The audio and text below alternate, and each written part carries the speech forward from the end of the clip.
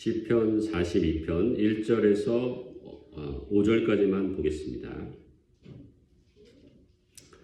자, 우리 천천히 다 같이 봉독합니다. 하나님이여, 사슴이 시냇물을 찾기에 갈급함같이 내 영혼이 주를 찾기에 갈급하니이다. 내 영혼이 하나님 곧 살아계시는 하나님을 갈망하나니 내가 어느 때에 나아가서 하나님의 얼굴을 배울까?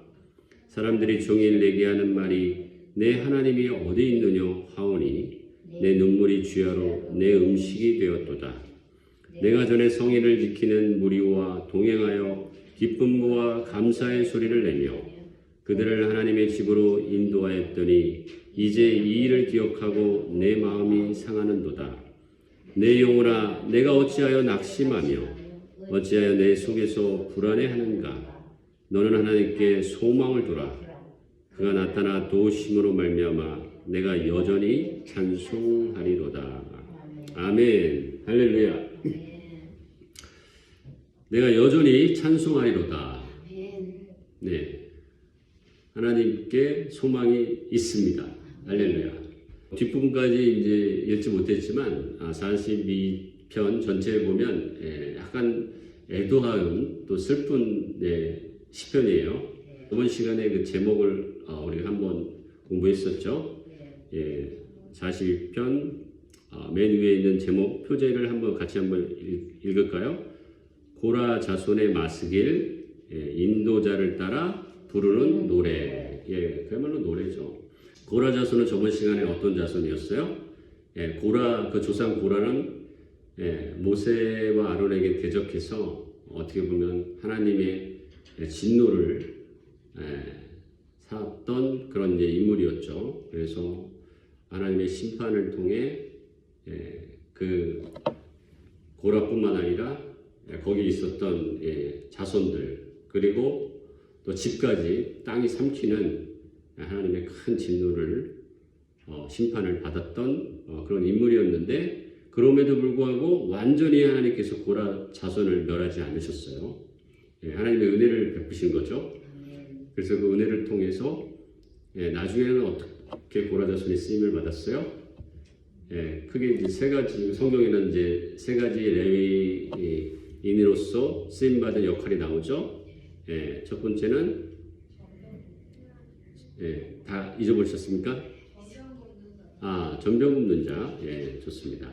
또 하나는 성전 문지기. 기억나시죠? 그 다음에 무엇보다 제일 중요한 게 아삽 자손과 더불어서 또 그앗 자손으로서 찬양하는, 찬양을 부르는 자로 지금 같으면 이제 성가대로서 쓰임을 받았던 것을 알 수 있는데 전쟁이 일어났을 때 그렇죠? 여호사밧 왕이 또 회개하고 기도하면서 노래하는 그앗 자손과 이 고라 자손을 맨 군대 앞에 내세워서 하나님 앞에 찬양 부르며 나아갈 때 하나님의 군대가 그렇죠? 그 모든 적군을 그 아람 군대 또 아람 군대와 연합했던 그런 모든 그 군대를 멸했은 것을 알 수가 있습니다. 우리가 찬양할 때 하나님의 모든 은혜와 능력이 나타날 줄 믿습니다. 여호사밧 왕은 하나님을 찬양했어요. 그것밖에 한 것이 없어요. 근데 어떻게 그런 마음을 가질 수 있었을까요? 믿음이 좋아서요? 그런 건가요?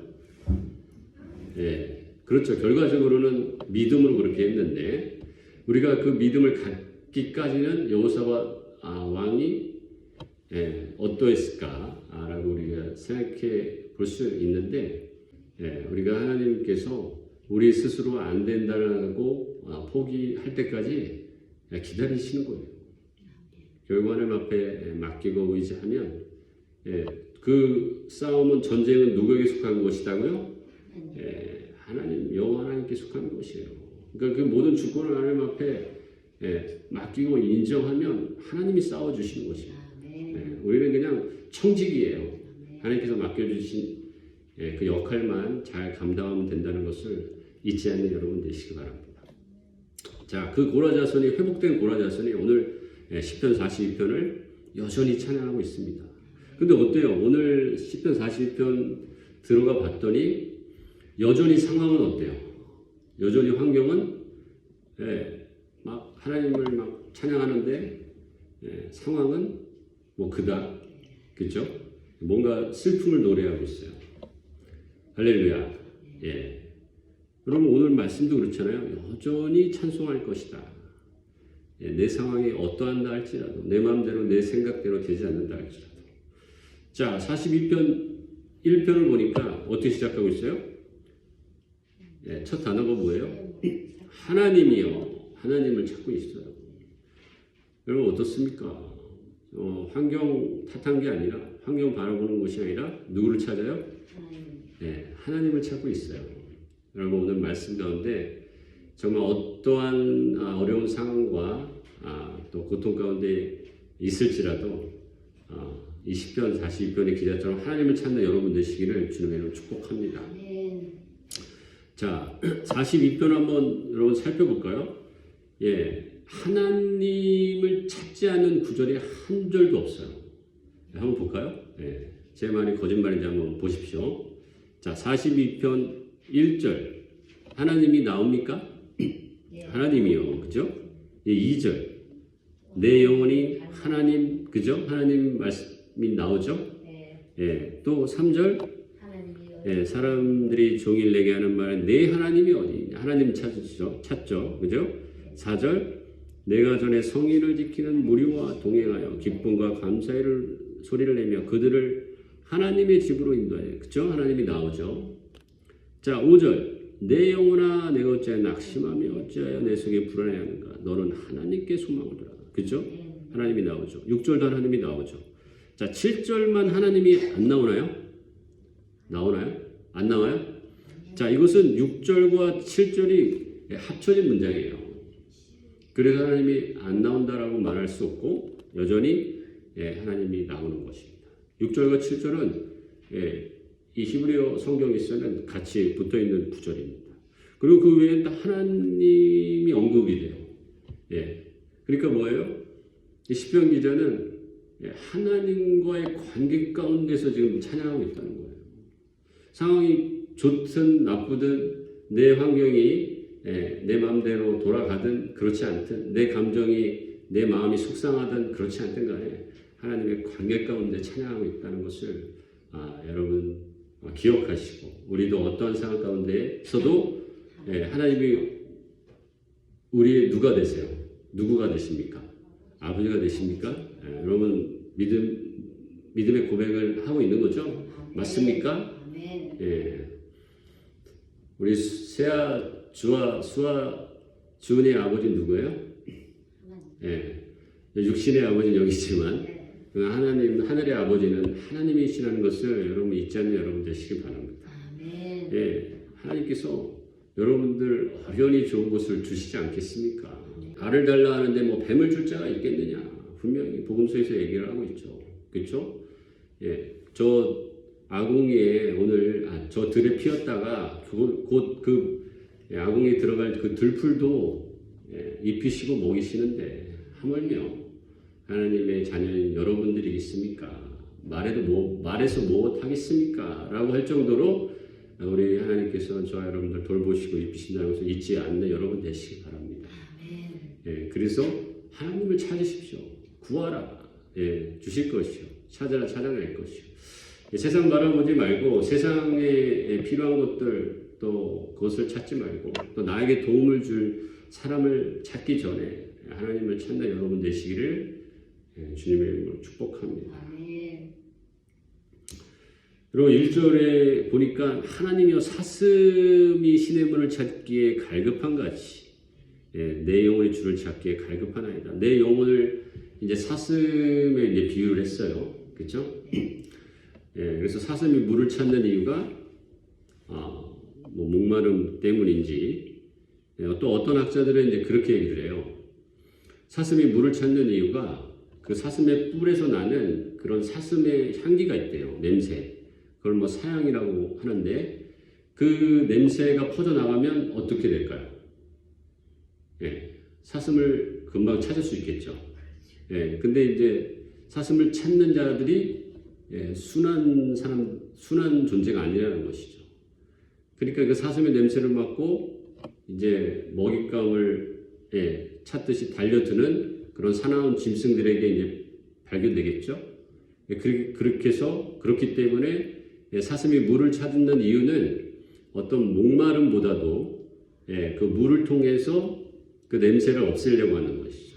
그래서 몸에 물을 적시면 그 냄새가 사라지기 때문에 그 목마름보다 더 자기의 목숨을 유지하기 위해 더 갈급한 아주 상황이라는 것을 또 얘기하는 학자들도 있습니다. 또 목마르든지 아니면 목숨을 유지해야 할 정도로 더 갈급한 상황이든지 간에 분명히 이 시편 기자는 그 사슴에 비유해서 그 갈급한 심령을 나타내 보여주고 있다는 것을 우리가 알 수가 있습니다. 누구나 이제 절박한 상황이 있어요. 그러니까 우리 아이들도 어디 그냥 조금 여기 다치면 그냥 아야 하고 엄마 아빠 찾고 여기 상처가 났어요. 약을 발라주세요. 막 이렇게 하는 모습을 보는데 그 마음에 고통과 아픔이 있으면 괴롭죠. 그렇죠? 하나님 앞에 이렇게 호소하고 있다는 모습을 이제 볼 수 있어요. 2절, 3절 보니까 내 영혼이 하나님께 곧 살아계신 하나님을 갈망하나니 여전히 갈망하고 있어요. 그죠? 내가 어느 때에 나아가서 하나님의 얼굴을 배울까? 근데 약간 이제 1절보다 좀 변화가 있는 게 하나님께 담대하게 나아가지 못하는 모습을 봐요. 그쵸? 2절 보니까. 근데 3절까지 보면 사람들이 종일 내게 하는 말이 내 하나님께 어디 있느냐 하오니. 그러니까 무엇 때문에 이제 두려워하는 모습을 좀 우리가 생각해 볼 수 있죠. 유추해 볼 수 있어요. 누구 때문에 그럴까요? 사람들이 종일 내게 하는 말이, 그러니까 사람의 말이 두려운 건지, 그렇게도 이제 생각해 볼 수 있고, 어찌됐건 하나님 앞에 담대히 나아가지 못하는 모습을 좀 알 수 있는데, 저 여러분들, 1절에서 하나님이 하면서 그냥 부르짖고 나아갔던 것처럼, 그냥 상황 바라보지 마시고, 환경 바라보지 마시고, 사람의 말 자꾸 의식하지 마시고, 그냥 간절히 시편 기자 1절부터 하나님을 찾았던 것처럼 여러분 하나님 앞에 간절히 찾고 나가는 여러분 되시기 바랍니다. 하나님 나오는 자에게 맞고 또 왜 나왔느냐 그렇게 반문하시는 하나님이 아니십니다. 그냥 우리 아이들이 우리 주은이가 이렇게 조금만 상처 나도 너 이런 상처 가지고 이렇게 호들갑을 떠니 그렇게 말할 부모가 없다는 것이죠. 이 상처 때문에 얼마나 마음이 속상했냐고 꼭 안아주고 그런 부모의 모습을 여러분 바라보면서 우리 하나님 앞에 담대히 나아가십시오. 여러분 주저하지 마십시오. 무엇이 시편 기자를 주저하게 했는지 모르지만 여러분 바로 그때가 고통당하고 힘들 그때가 하나님께 나아갈 때예요.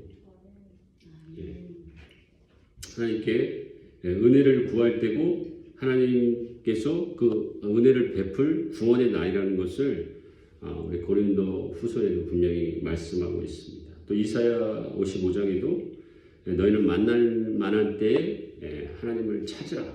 가까이 계실 때 그를 부르라. 찾고 부르라. 그렇죠? 아까 마태복음 7장에서도 얘기했죠?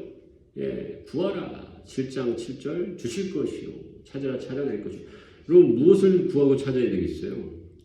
여러분 우리의 방법 또 세상의 어떤 도구 또 그것이 내 문제를 해결해 줄 돈 그것을 구하는 것은 영원하지 않습니다. 여러분 그 모든 생명의 근원 되시고 문제의 해결자 되신 하나님을 찾고 구하고 성령을 찾고 구하는 여러분 되시기를 주님의 이름으로 축복합니다. 그죠?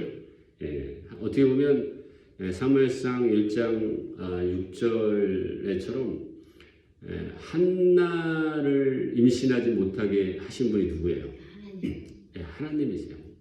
근데 하나님께서 한나의 마음을 괴롭히시려고 그러셨을까요? 장난이 심하시기 때문에 그런 걸까요? 한나가 아기를 임신하지 못해서 했던 구체적인 내용들이 뭐예요? 기도했다는 거예요. 하나님께. 그렇죠? 간절히 부르짖었습니다. 예전에 한번 제가 설교를 했던 기억이 나는 것 같은데, 그렇죠? 한나가 기도할 때 한나의 아들을 임신을 했겠죠. 그 인물이 누구죠? 사무엘입니다. 이스라엘의 위대한 선지자, 또 사사, 또 제사장이 되었던 사무엘 선지자죠. 그리고 어머니의 기도를 닮아서 사무엘 선지자도 역시 기도하는 선지자였고, 하나님 앞에 담대하게 이스라엘 잘못된 그 왕을 위해서 정말 왕께 회개하라고 담대하게 말했던 선지자였을 뿐만 아니라 하나님께도 사울 왕의 잘못을 용서해달라고 간구했던 그런 선지자였던 것을 알 수가 있습니다. 그리고 이스라엘 백성을 위해서 기도를 하루도 쉬지 않겠다라고 이렇게 다짐했던 선지자를 알 수 있는데, 결국은 하나님께서 어머니 한나를 통해서 하나님이 위대한 일을 행하시려고 기도하게 하셨다는 거예요. 근데 저와 여러분들이 솔직히 우리의 모든 마음을 한번 솔직한 심령을 이야기하자면, 우리가 어려움을 당하지 않으면 기도하기가 쉽지가 않아요. 그렇죠? 물론 이제 하나님 모르는 사람들은 어려움을 똑같이 당할 때 또 다른 방법을 찾아갔죠. 그러나 우리는 그 모든 방법의 근원이 어디입니까?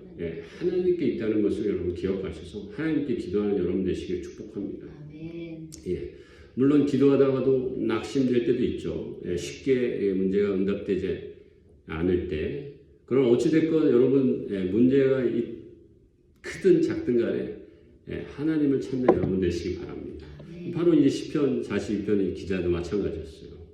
근데 처음에는 하나님이여 하고 부르다가 2절 3절 내려보니까 좀 갈등이 되는 것 같아요. 그렇죠? 그러니까 어떻게 보면 우리 인생 가운데 이런 갈등의 과정들이 어쩔 수 없는 시 생기는 것 같습니다. 여러분 포기하지 말고 끝까지 기도하는 여러분 되시면 하나님께서 반드시 응답하십니다. 하나님의 뜻대로 인도하시고, 뭐 우리 마음을 내려놓게 하시든 또 환경을 바꿔 주시든, 그런 우리 생각은 어때요?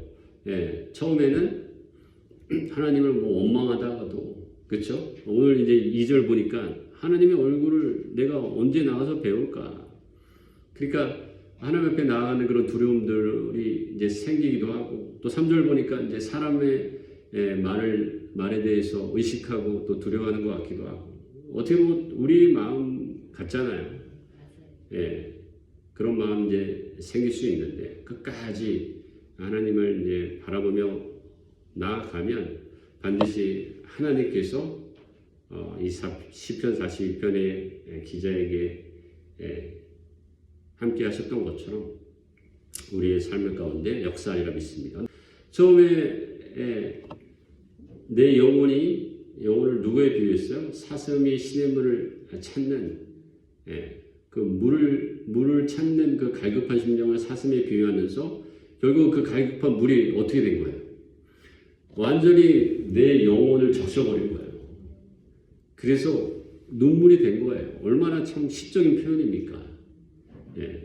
물론 뭐 우리가 이렇게 시를 잘 쓸 수 있을까라고 이렇게 감동할 수도 있겠지만, 그러나 그것은 무슨 뜻이에요? 그만큼 자기의 심정이 괴롭다는 것이죠.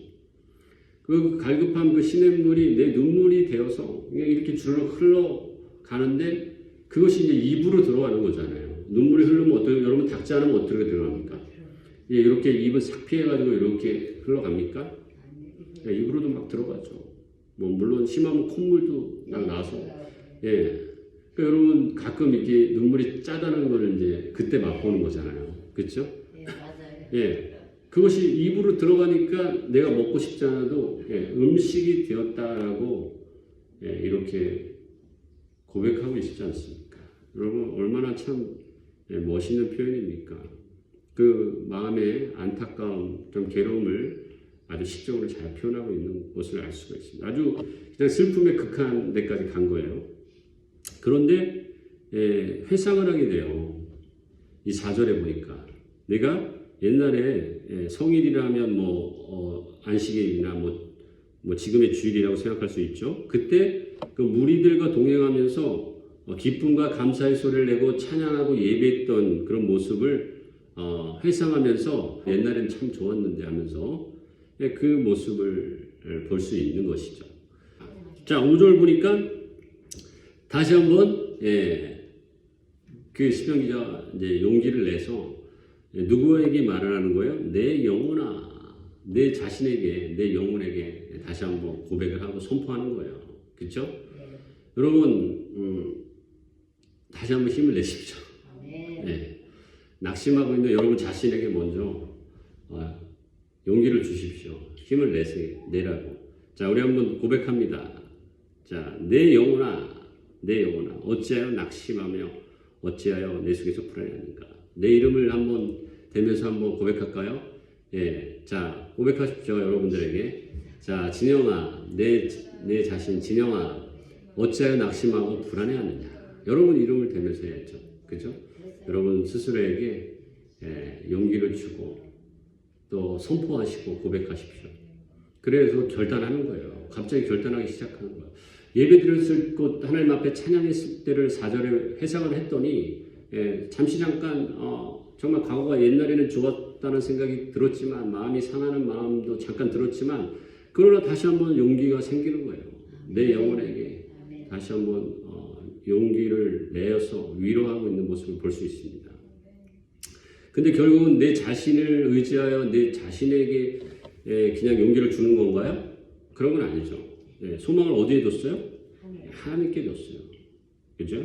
낙심하여 불안해하는가 하면서 내 하나님께 소망을 둬라. 너는 하나님께 소망을 둬라. 그가 나타나 도우심으로 말미암아 내가 여전히 찬송하리로다. 할렐루야. 자, 이 4절에서 중요한 부분이 있는데 물론 사람과 함께 예배 드렸을 때 그 과거의 모습을 이제 회상을 했지만 그때 했던 게 뭐예요? 기쁨과 감사의 소리를 냈다는 거예요. 기뻐하고 감사하고 찬양할 때 우리 마음 가운데 다시 한번 소망이 생긴다는 것을 볼 수 있어요. 여러분 우리 힘으로 되는 게 아니에요. 우리가 그 문제를 해결하려고 그 문제 뛰어들기 전에 해야 될 게 뭐예요? 하나님께 감사하고 찬양하는 것, 예배하는 것입니다. 여러분 잊지 마십시오. 여러분 이 시편 기자가 감사 찬양을 회상하면서 이렇게 나아갔더니 예전에는 어땠어요? 크게 그것을 생각하지 못했어요. 그러나 그 무리와 동행했던 그 모습 가운데 이제는 그 무리들도 다 떠났잖아요. 정말 지금 힘들고 어려운 상황 가운데 오직 나만 있는 것 같아요. 하나님도 없는 것처럼 이 시편 기자가 표현하고 있잖아요. 그렇죠? 사람의 말에 너의 그 하나님이 과연 어디 있느냐 이렇게 비웃는 그 비웃음에 이 시편 기자가 갈등하고 있잖아요. 하나님도 없는 것 같은데 하나님도 떠나고 이 사람의 그 무리들도 다 떠난 것 같은데 그런 마음으로 고민하며 갈등하다가 8절 9절 보겠습니다. 낮에는 여호와께서 그의 인자하심을 베푸시고 밤에는 그의 찬송이 내게 있어 생명의 하나님께 기도하리로다. 내 반석이신 하나님께 말하기를 어찌하여 나를 잊으셨나이까. 내가 어찌하여 원수의 압제로 말미암아 슬프게 다니나이까 하리이다. 여전히 괴로워하고 슬퍼하는 모습은 있어요. 그러나 이제는 사람과 함께 예배하고 의지하는 것이 아니라 이제는 하나님께 혼자 외롭지만 집중하는 모습을 볼 수 있어요. 그리고 낮이든 밤이든 그렇죠? 여러분 5절에 하나님 앞에 소망을 두라고 이렇게 고백했음에도 불구하고 용기를 냈음에도 불구하고 6절 7절에 보니까 굉장히 다시 불안해하는 모습을 볼 수 있습니다. 우리가 어떻게 보면 환경은 변하지 않는다는 거예요. 내 환경이 나아지는 것은 아니었다는 것을 알 수 있습니다. 그러나 찬양할 때 하나님 앞에 찬양할 때 바뀌는 건 뭐예요? 상황과 환경이 아니라 내 마음이라는 거예요. 그래서 6절, 7절에 보면은 더 어떤 상황이 심각해지는 것을 알 수 있어요.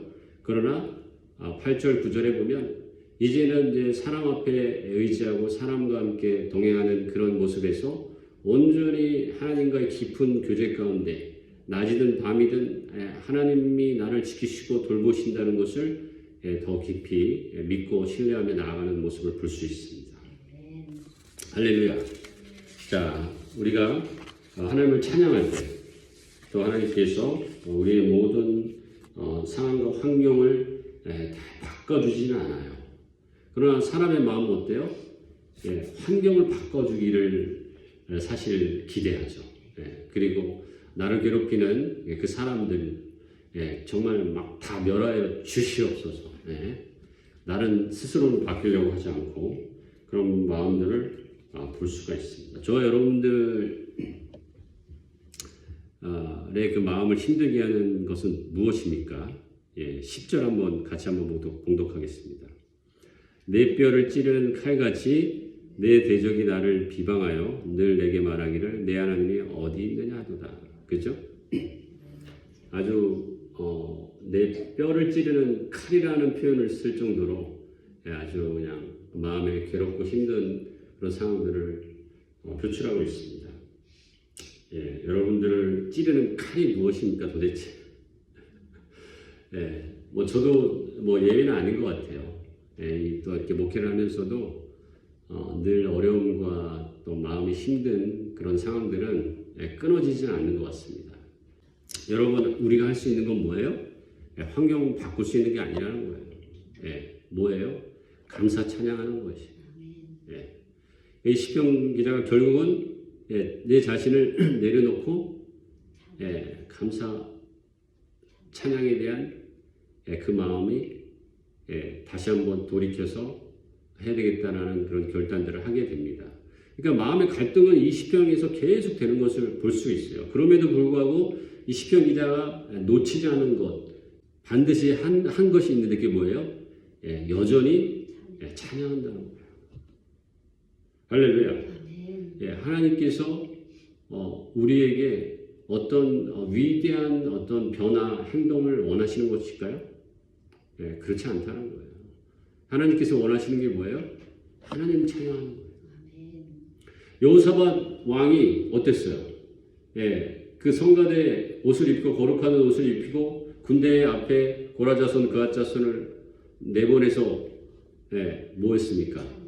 숨겨놨던 강력한 화력을 통해서 그 적군들을 무찔렀나요?